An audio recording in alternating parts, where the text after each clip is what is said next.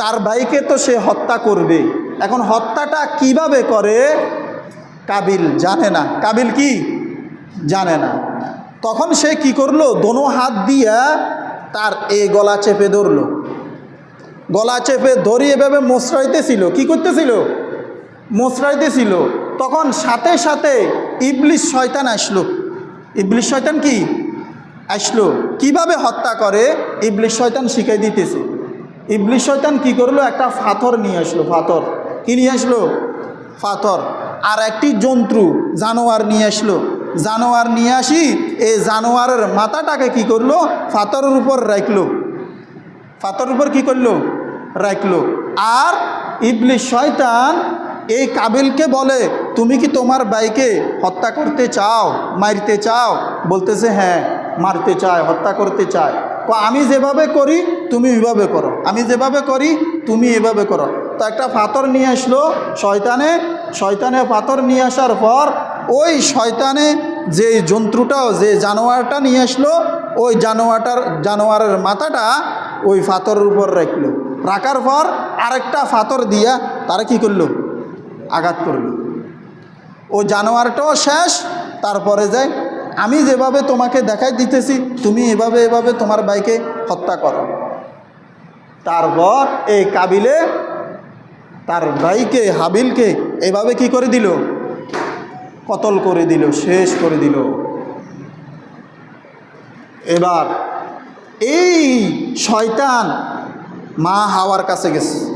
মা হাওয়ার, তাহলে হত্যা কিভাবে করে কাবিল কি জানে? শিখাইলো কিরা? কে শিখাইলো? শয়তানে। কে শিখাইলো? শয়তানে। এবার আসেন, হত্যা কাকে বলে জানে না। একটু আগে বললাম না, হত্যা কাকে বলে জানে না মানুষ তখনকার আমলে। হাওয়া গেল, হাওয়ার কাছে গেল ইবলিস শয়তান, যাইয়া বলে যে কাবিলে তো শেষ করে ফেলছে। কি করে ফেলছে? শেষ করে ফেলছে, কতল করে ফেলছে। কতল কাকে বলে? হাওয়া বলতেছে কাকে? ইবলিস শয়তানকে। কতল কাকে বলে? কতল কাকে বলে? সে এখন কথা বলতে পারে না, সে এখন চলাফেরা করতে পারে না, সে এখন কানে শুনে না। কে বলতেছে? শয়তানে বলতেছে। সে এখন কানে শুনে না, কথা বলতে পারে না, হাত লড়াচড়া করতে পারে না, পা দিয়ে চলতে পারে না। ও আচ্ছা আচ্ছা, এটা মৃত্যু। হ্যাঁ মৃত্যু। তাহলে হত্যা কাকে বলে? হাওয়া কি জানে? জানেনি।